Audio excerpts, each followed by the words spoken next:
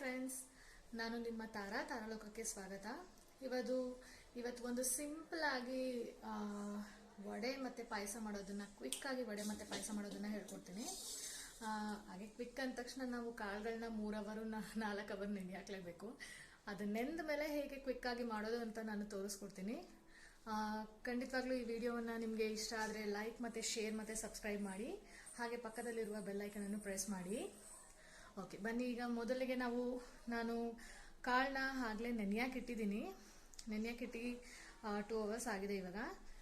ಇವಾಗ ನಾನು ಪಾಯಸಕ್ಕೆ ರೆಡಿ ಮಾಡ್ಕೊಳ್ತೀನಿ, ತೋರಿಸ್ಕೊಡ್ತೀನಿ.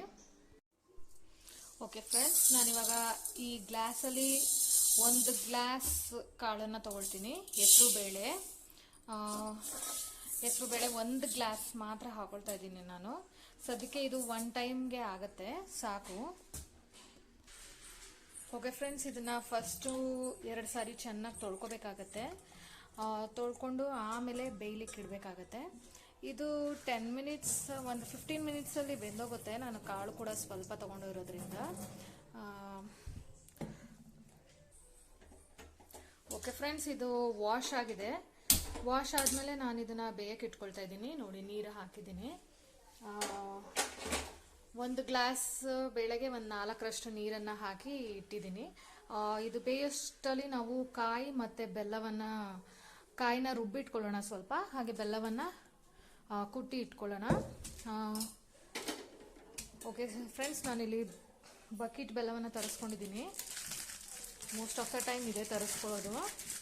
ಸೊ ಇವಾಗ ಸ್ವಲ್ಪ ಇದನ್ನು ಕುಟ್ಟಿಟ್ಕೊಳ್ಳೋಣ. ಓಕೆ ಫ್ರೆಂಡ್ಸ್, ನಾನು ಬಕೆಟ್ ಬೆಲ್ಲನ ಏನಕ್ಕೆ ತರಿಸ್ತೀನಿ ಅಂದರೆ, ಅದನ್ನ ನಾವು ಏನೂ ಕಟ್ ಮಾಡೋ ಹಾಗಿರಲ್ಲ. ಚಾಕು ತೊಗೊಂಡು ಸುಮ್ಮನೆ ಈ ಥರ ಕಟ್ ಮಾಡಿದ್ರೆ ಕಟ್ ಆಗಿಬಿಡುತ್ತೆ ಈಸಿಯಾಗಿ. ಸೊ ಅದರಿಂದ ಅದನ್ನು ತರಿಸ್ಕೊಳ್ತೀನಿ ನಾನು ಯಾವಾಗಲೂ. ಓಕೆ ಫ್ರೆಂಡ್ಸ್, ಇಷ್ಟು ಬೆಲ್ಲ ಸಾಕಾಗುತ್ತೆ ಅನಿಸುತ್ತೆ ಸ್ವೀಟ್ಗೆ. ಓಕೆ, ಇವಾಗ ಇನ್ನೊಂದು ಕಡೆ ಕಾಯಿನ ಕಟ್ ಮಾಡ್ಕೊಳ್ತೀನಿ. ಓಕೆ ಫ್ರೆಂಡ್ಸ್, ನೋಡಿ, ನಾನು ಇಷ್ಟು ಕಾಯಿನ ತೊಗೊಳ್ತಾ ಇದ್ದೀನಿ. ಇಷ್ಟು ಕಾಯಿನ ಇವಾಗ ಕಟ್ ಮಾಡಿಕೊಂಡು ನಾನು ಮಿಕ್ಸಿ ಮಾಡ್ಕೊಳ್ತೀನಿ. ಓಕೆ ಫ್ರೆಂಡ್ಸ್, ಕಾಯಿ ಜೊತೆ ಕಾಯಿನ ಗ್ರೈಂಡ್ ಮಾಡ್ಕೊಳ್ಬೇಕಾದ್ರೆ ನಾನು ಏಲಕ್ಕಿಯನ್ನು ಹಾಕ್ತೀನಿ. ಸಿಪ್ಪೆಯನ್ನು ತೆಗೆದು ಬರೀ ಬೀಜಗಳನ್ನ ಮಾತ್ರ ಹಾಕ್ತೀನಿ. ಓಕೆ ಫ್ರೆಂಡ್ಸ್, ನೋಡಿ ಎಷ್ಟು ಬೀಜವನ್ನು ಹಾಕೊಳ್ತಾ ಇದ್ದೀನಿ ನಾನು. ಹಾಗೆ ಈ ಸಿಪ್ಪೆಯನ್ನು ನಾನು ಎಸೆಯಕ್ಕೆ ಹೋಗಲ್ಲ, ಟೀ ಪುಡಿ ಡಬ್ಬಕ್ಕೆ ಹಾಕೊಳ್ತೀನಿ. ಆವಾಗ ಟೀ ಕಾಯಿಸ್ದಾಗಲೂ ಘಮ ಘಮ ಅಂತ ಅನ್ನತ್ತೆ. ಓಕೆ ಫ್ರೆಂಡ್ಸ್, ಇವಾಗ ಇದನ್ನು ನೈಸಾಗಿ ಗ್ರೈಂಡ್ ಮಾಡ್ಕೊಂಡಿದ್ದೀನಿ. ಓಕೆ ಫ್ರೆಂಡ್ಸ್, ನೋಡಿ, ಇದು ಆಲ್ಮೋಸ್ಟ್ ಬೆಂದಿದೆ. ಓಕೆ, ಇಷ್ಟು ಬೆಂದರೆ ಸಾಕು, ಜಾಸ್ತಿ ಬೇಯಿಸ್ಕೋಬಾರ್ದು.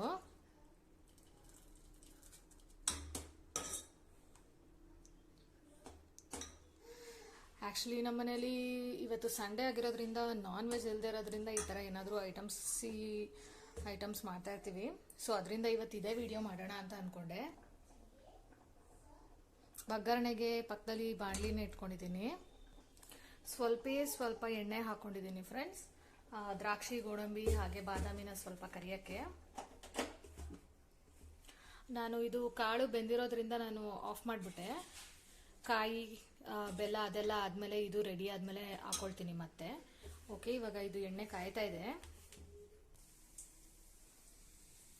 ಓಕೆ ಫ್ರೆಂಡ್ಸ್, ನೋಡಿ, ದ್ರಾಕ್ಷಿ, ಗೋಡಂಬಿ ಎಲ್ಲ ಹಾಕಿದ್ಮೇಲೆ ಒಂದೇ ಒಂದು ಸ್ವಲ್ಪ ಶಾವಿಗೆನ ಹಾಕೊಂಡು ಫ್ರೈ ಮಾಡ್ಕೊಂಡಿದ್ದೀನಿ. ಓಕೆ, ಇವಾಗ ಇದನ್ನ ಇಲ್ಲಿಗೆ ಶಿಫ್ಟ್ ಮಾಡ್ಕೊಳ್ಳೋಣ.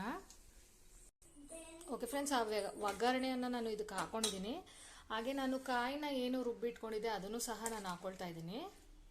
ಕಾಯಿ ಮತ್ತು ಏಲಕ್ಕಿಯನ್ನು ರುಬ್ಬಿಟ್ಕೊಂಡಿದ್ದೆ, ಅದನ್ನು ನಾನು ಇದಕ್ಕೆ ಹಾಕೊಳ್ತಾ ಇದ್ದೀನಿ. ಹಾಗೆ ಇನ್ನು ಸ್ವಲ್ಪ ನೀರನ್ನು ಸಹ ಹಾಕೊಳ್ತಾ ಇದ್ದೀನಿ. ಇವಾಗ ಇದನ್ನು ಸಿಮ್ಮಲ್ಲೇ ಇಡಬೇಕಾಗತ್ತೆ. ಯಾವಾಗಲೇ ಆಗಲಿ ಕಾಯಿ ಮತ್ತು ಬೆಲ್ಲ ಹಾಕಿದಾಗ ನೀವು ಹೈ ಫ್ಲೇಮಲ್ಲಿ ಇಡಬೇಡಿ, ಇಲ್ಲದಿದ್ರೆ ಒಡಕ್ಲು ಥರ ಆಗ್ಬಿಡುತ್ತೆ. ಓಕೆ ಫ್ರೆಂಡ್ಸ್, ಈಗ ಇದನ್ನು ಹಚ್ಚೋಣ. ಓಕೆ ಫ್ರೆಂಡ್ಸ್, ನೋಡಿ, ನಾನು ಸಿಮ್ಮಲ್ಲೇ ಇದನ್ನು ಇವಾಗ ಕುದಿಲಿಕ್ಕೆ ಇಟ್ಟಿದ್ದೀನಿ. ಇದೊಂದು ಸ್ವಲ್ಪ ಗಟ್ಟಿ ಆಗಲಿ.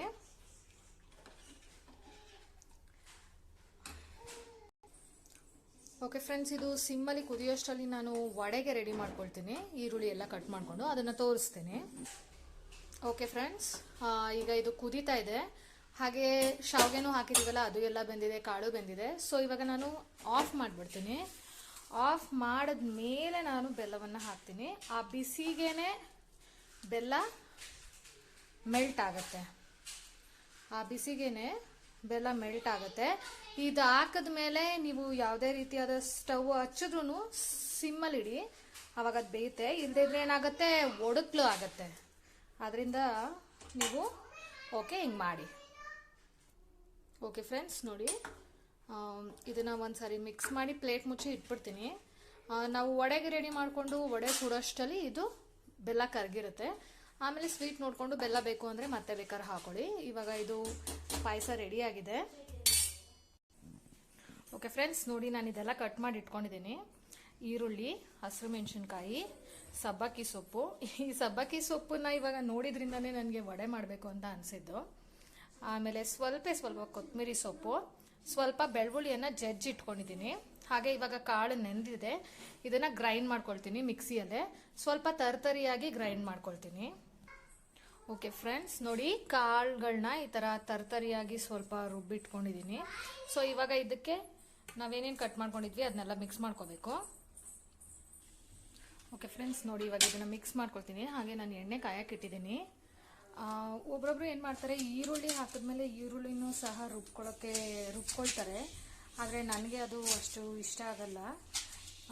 ಈರುಳ್ಳಿ ಸ್ವಲ್ಪ ಬಾಯಿಗೆ ಸಿಕ್ಕಿದ್ರೆ ತುಂಬಾ ಚೆನ್ನಾಗಿರುತ್ತೆ. ಹಾಗೆ ನಾನು ಮೆಣಸಿನ್ಕಾಯಿ ಸ್ವಲ್ಪ ಜಾಸ್ತಿ ಹಾಕೊಂಡಿದ್ದೀನಿ. ಈಗ ಈ ಥರ ಎಲ್ಲ ಆದಮೇಲೆ ಕೊನೆಯದಾಗಿ ರುಚಿಗೆ ತಕ್ಕಷ್ಟು ಉಪ್ಪನ್ನು ಆ್ಯಡ್ ಮಾಡ್ಕೋಬೇಕಾಗತ್ತೆ. ಓಕೆ ಫ್ರೆಂಡ್ಸ್, ಇವಾಗ ಉಪ್ಪನ್ನ ಆ್ಯಡ್ ಮಾಡಿದ್ದೀನಿ. ಉಪ್ಪನ್ನ ಆ್ಯಡ್ ಮಾಡಿದ್ಮೇಲೆ ಮಿಕ್ಸ್ ಮಾಡ್ಕೋಬೇಕು.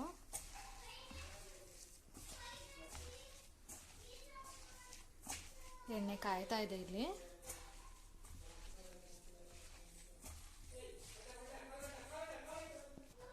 ಓಕೆ ಫ್ರೆಂಡ್ಸ್, ಇವಾಗ ಹಿಟ್ಟು ರೆಡಿಯಾಗಿದೆ, ಎಣ್ಣೆನೂ ಕಾದಿದೆ. ನಾನು ತಟ್ಟಿ ಹಾಕ್ಕೊಳ್ತೀನಿ. ಸ್ವಲ್ಪ ತೆಳ್ಳಗೆ ತಟ್ಟಿ ತುಂಬ ಚೆನ್ನಾಗಿರುತ್ತೆ. ದಪ್ಪ ಹಾಕ್ಬಿಟ್ರೆ ಒಳಗಡೆ ಹಿಟ್ಟಿಟ್ಟು ಹಾಗೇ ಇರುತ್ತೆ. ಸೊ ಸ್ವಲ್ಪ ತೆಳ್ಳಗೆ ಕಟ್ಟಿ.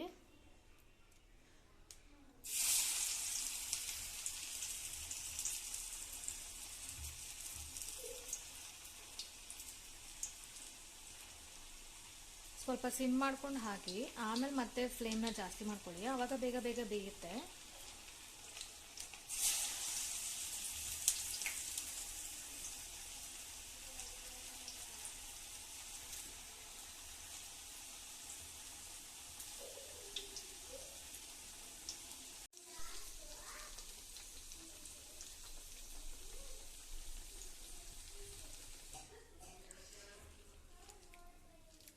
ನೋಡಿ ಫ್ರೆಂಡ್ಸ್, ಇಲ್ಲಿ ತೆಗೆದಿಟ್ಟಿದ್ದೀನಿ ಇಷ್ಟು.